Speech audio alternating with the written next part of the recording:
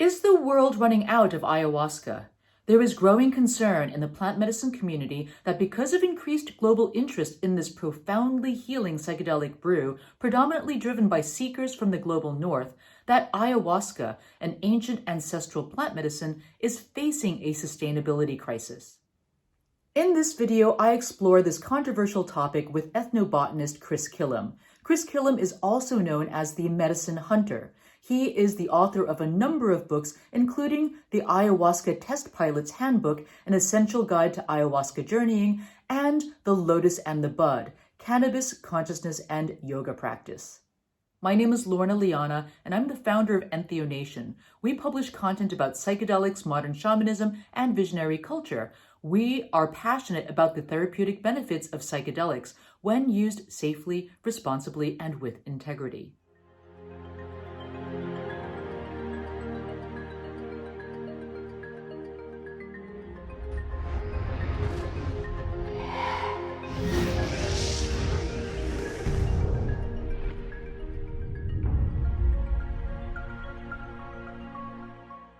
Chris has conducted medicinal plant research in over 45 countries. He also published the Ayahuasca Sustainability Field Report, the findings of a 2-year research initiative into the sustainability of ayahuasca in the wild as well as in cultivation. I've included his perspective as well as the perspective of other experts in a much longer article that outlines the problem as well as the solutions in much greater detail. You can find the link to that article in the description of this video. In the meantime, I invite you to join me for a lively conversation with Chris Kilham, the medicine hunter, on whether the world is truly running out of ayahuasca. Lorna, it's a pleasure to be with you as always. I'm always happy to have a great conversation with you, and I know that you reach a lot of people, so this is a wonderful opportunity to spread some good information around. Well, I'm really excited to be sitting down with you today to really get into the nitty-gritty of this article that really just kind of hit the interwebs and went kaboom, and like everybody that I knew was sharing it. And that is the article that was published to Cappy.net called "We Are Harvesting the Ayahuasca Vine at an Alarming Rate." And I'm going to include the link to this article below. And this was written by Carlos Alvaro Suarez. I believe I'm getting that right in the right order, but I'm going to double check and make sure that it's included in the show notes. But yeah, so, I now very often hear deep concern from my community that, we're just drinking too much ayahuasca. We're running out of ayahuasca. It's a really big problem. And, then I get people who have a very different point of view on the other side who are saying, oh no, we're totally not running out of ayahuasca. So what's really going on, Chris? Are we running out of it? Are we not running out of it? Should we drink more? Should we drink less? First of all, the ayahuasca vine supply and the chacruna supply are barely being touched by anybody.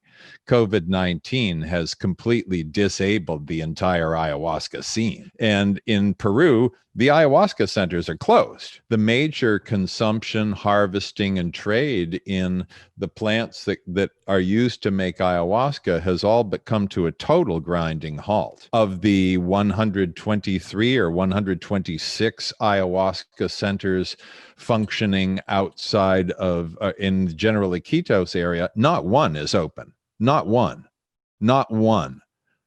shaman is doing ceremonies there. Nobody's making ayahuasca there. Nobody's working there. That's closed down. This has been devastating for the ayahuasca scene. In terms of the harvesters, I know they're not selling.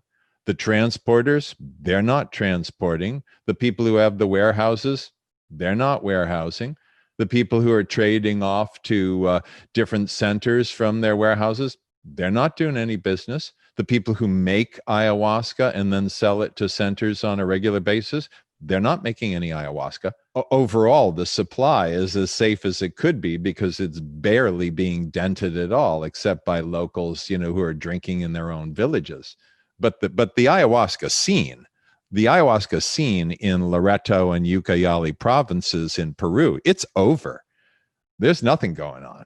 So unless or until we get COVID-19 under control, that's not happening. But to circle back to your question, no, we are not running out of ayahuasca.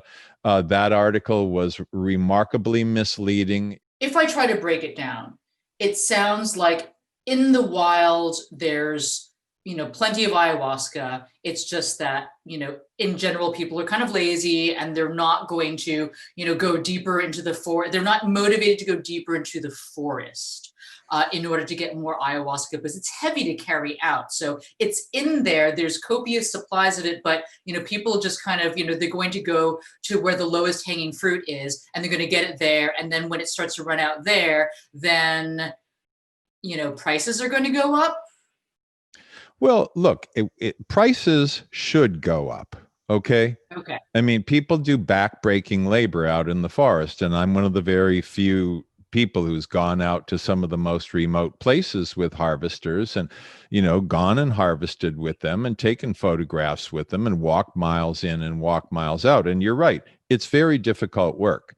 And if they cut down, say, 25 kilos of vine, well, they have to carry that out on their backs. And that's really, really difficult in a snake-infested, bug-infested jungle where you get a lot of tripper vines and it's not even walking.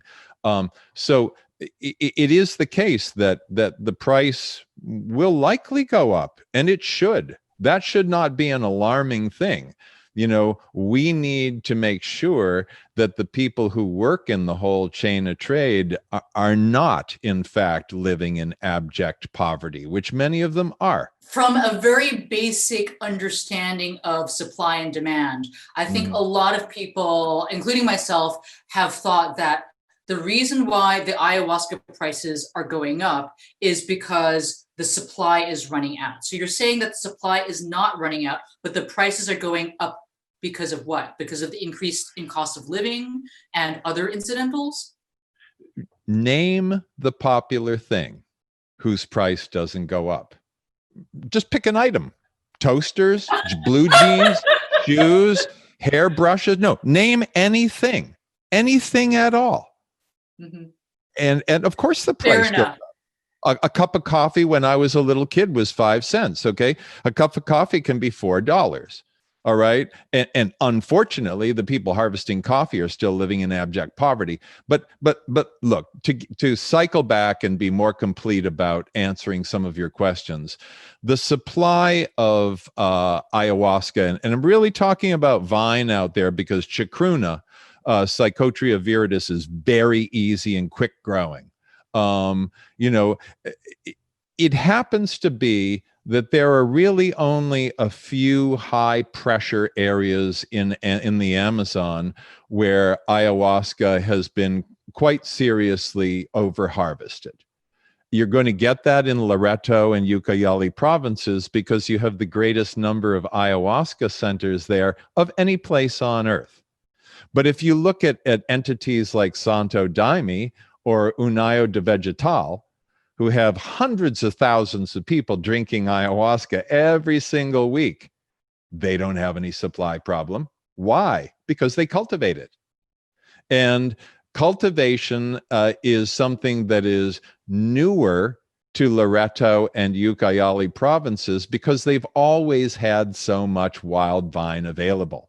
As the wild vine has become more difficult to get to, because the easy places have in many instances been largely picked out, people do have to go further. And that's good news for the professional harvesters who, want to have a steady, consistent place to draw from. But one of the things that guy Carlos didn't really talk about much was cultivation. And yet I went around with my team for 2 years and spoke with a lot of people in Ucayali and Loreto provinces who are cultivating. I mean, one guy with his 6,000 mature vines has so much ayahuasca, he uses it for fence railing, okay? Now, that's kind of like an absurd amount. He makes staircase railings out of it. He decorates buildings with it, okay? ayahuasca is There's not. a boutique market for that. Yeah, this is not difficult to grow, and other entities have proven that it can be grown on an absolutely massive scale. I read in some article, I don't remember whether it was Carlos's or not, that there was some concern about monocropping. You can't monocrop vine. You can't do that. You need forest trees for it to grow up. So the whole idea of monocropping, as soon as somebody says that, what that says to me is, oh, they've never stepped foot in the jungle. Because the vine, you can't just plant an ayahuasca vine. It has to grow up a tree or a bunch of trees. That's how it grows. So it's planting it throughout a forest that creates a sustainable system. When you and I were at the World Ayahuasca Conference in Girona, Spain last year, there was a person from União de Vegetal who gave a wonderful, wonderful presentation. And he showed, I forget whether it was 16 or 19 places in the Brazilian Amazon where they have, sustainable agroforestry project, cultivation of ayahuasca vine and chacruna, and making of ayahuasca brew for the UDV church. Santo Daime does the same thing. So really, you're talking about a relatively few hot spots where you get a lot of pressure from outside travelers, where the demand is very, very high. And that's especially around the Iquitos and Pucallpa areas. But I'm telling you, we are not running out of ayahuasca. This is not a panic. People are recycling the crap that the Ethnobotanical Stewardship Council, who was none of the above years ago, put out as lurid information to try to scare people into making donations. It's just not the case. I'm not saying it's a rosy picture out there, but the fact of the matter is there's plenty of ayahuasca, and there will be more as more people cultivate. Now people are going, wow, cultivation's a smart idea. I mean, I know one guy who's planting 3,000 vines, and he's not unique in that. So people are being very forward thinking in this, and we will see just what we've seen with ginseng and a number of other crops that initially were only ever harvested wild and now are cultivated. We will see the cultivation of vine. And yes, in some villages where the ayahuasca was really, really easy to get to, and that has been picked out, that'll remain picked out unless they replant it. But there is no such thing as we're running out of ayahuasca. There is no such thing as the supply is in terrible danger and we should throw our hands into the sky and wail and moan. That's not what's happening out there.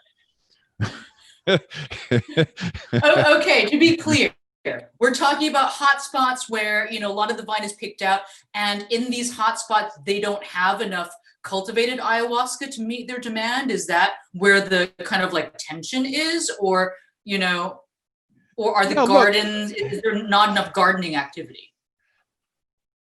Nobody until a few years ago, there wasn't immense demand for ayahuasca.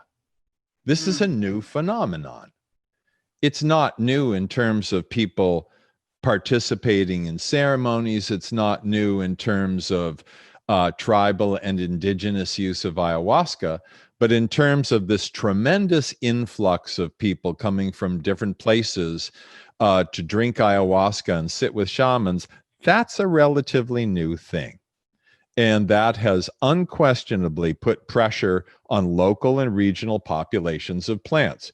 That's real. And yes, I've been to places where people have said to me, and this guy Carlos quoted me, I think, a couple of times in his article, where I've found, people say, oh yeah, we used to have a lot of ayahuasca around here. Now we don't really have it because it got picked out. That is real. That is true. But what is happening is that the cultivation, which I really believe people should be focusing on instead of moaning and wailing about old news, I think the cultivation is coming on. Many, many more people are going to see this as a very, very good ongoing economic stream. So they'll have real incentive to grow a lot. I'm not concerned about the supply. So it sounds like then, because of the recent surge, because of these high-end retreat centers in Costa Rica and elsewhere with bandwagons of gringos coming through and drinking copious amounts of ayahuasca, all of a sudden there's this like surge in demand, and the cultivation supply, there's a bit of a lag in some places. And that's where we're getting the wailing and moaning, is because there's this lag, but which can reasonably be addressed by cultivating more. Is that in essence what you're pointing out? Well, yeah, and that's been completely proven. I mean, if you go to a place like the Big Island of Hawaii, where there is a good flourishing ayahuasca community, they've been growing their own vine and chacruna from the beginning. They have no problem with supply. And that's not an original place for these plants, but the plants thrive there. So there's an example of an immediately sustainable situation. And again, with the big churches who are serving the most ayahuasca of anybody, they've been cultivating for years. This is old news to them. So really what's happened is people who are in many instances not familiar with how crops go, and I don't blame anybody for that, but not familiar that this is a really old and often repeated pattern with all kinds of wild plants that wind up being cultivated. Yes, we're going through a time in which in some areas in Loreto and Ucayali provinces, there's diminished supply in some places. I also know of villages along small rivers in those same provinces where you go and it's just ayahuasca vine from front to back. But we will see cultivation, if not entirely take over wild harvesting, at least surge way, way forward. And I think what that will mean is that there will be fewer opportunistic harvesters who really don't know what they're doing, who go into the jungle and can cause damage. I think there will remain some of the longtime professional harvesters who go into the jungle, they harvest sustainably, they never cut the 40, 50, 60, 70-year-old vines ever, because they understand that those are, to them, they're sacred. And I think that trade will continue. But I think cultivation, as it has in other parts of the Amazon, will take over. And what about the other countries like, Ecuador and Colombia, with indigenous communities, especially that, do have ayahuasca as part of their spiritual tradition. And seems to be less tourism. Like it seems like the hotspot of tourism is, for sure in Peru, Brazil. Even the indigenous, communities there, they're really hard to reach, so there isn't kind of like that, massive, influx of voracious ayahuasca drinkers from, the global north. So Ecuador, Colombia, are we seeing anything remotely like this at all, or not really, much of a peep about over harvesting? Well, Lorna, I've looked hard for that information actually, because I don't, if I represent what's going on there at all, I don't want to misrepresent it. I've been unable to find anything other than a couple of comments online of high use in certain parts of Colombia. But I really, most areas, whether you're talking Ecuador or Brazil or Colombia, most areas, you're correct. They don't get that kind of traffic specifically. They don't have, it's kind of unique in Loreto and Ucayali provinces around Iquitos and Pucallpa, because you have an entire corridor of people who are Shipibo. And granted, there are more Shipibo in the Pucallpa area than in Iquitos, and there are oddly more centers in Iquitos than in Pucallpa. But so you basically have one indigenous group that is primarily working with this medicine. And yeah, you've got some mestizos out there for sure, and some very, very finely talented ones too. But it's unusual to have kind of such a long stretch of geography that whose ayahuasca activity is primarily related to one tribal or native group. And it just happens to be that because their tradition is so strong with ayahuasca, and they're so easy to get to, so very, very easy to get to, that this has sent a lot of traffic to those areas. And naturally, you're going to expect, all kinds of changes when you get a huge influx of people, and especially a huge influx of people from other nations. Yeah, it's a really deep subject, and I'm so glad to continue to explore this with you. We're at the end of this session. How can the audience best stay in touch with you, Chris? Well, they can go to medicinehunter.com and see all kinds of stuff there. There's a lot of videos of, from the field, and a lot of photography and information on medicinal plants. Or check me out, Chris Kilham or Medicine Hunter on Facebook.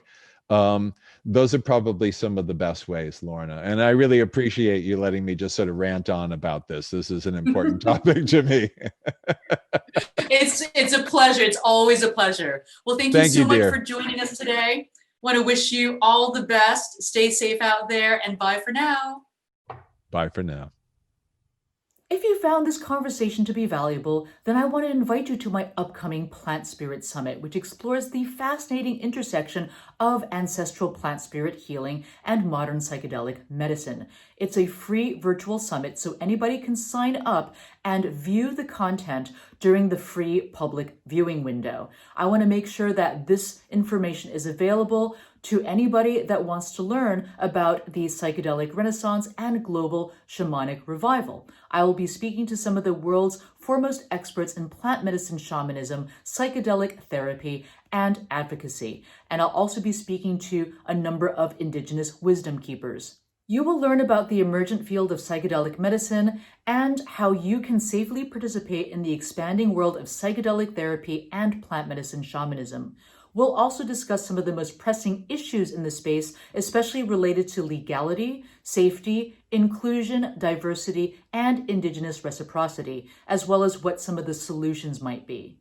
The last time we hosted an event like this, over 8,000 people signed up, and many of the attendees really appreciated the cultural diversity of the speakers. They found the sessions to be invaluable, transformational, and highly practical. So I invite you to join us for this free event. All you have to do is click on the link and grab your free seat, and I look forward to seeing you on the other side. Bye for now. How can EntheoNation help you? We can help you in 4 ways. Number 1, learn more. If you're new to the world of psychedelics and modern shamanism, subscribe to our channel, click on the notification bell to be alerted to new videos and expert interviews. Number 2, join the tribe. Subscribe to our newsletter and receive consciousness-raising content delivered to your inbox, including event invitations, upcoming online trainings, and exclusive product offers that might just expand your mind. Number 3, stay safe.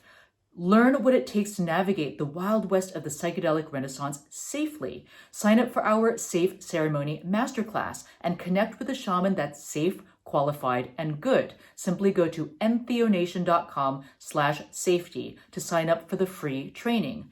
Number 4, become a student. Go deeper into the world of psychedelic plant medicines and consciousness expansion. Check out our online courses at members.entheonation.com. You can also click the Learn More button and discover what free educational online events we might be hosting.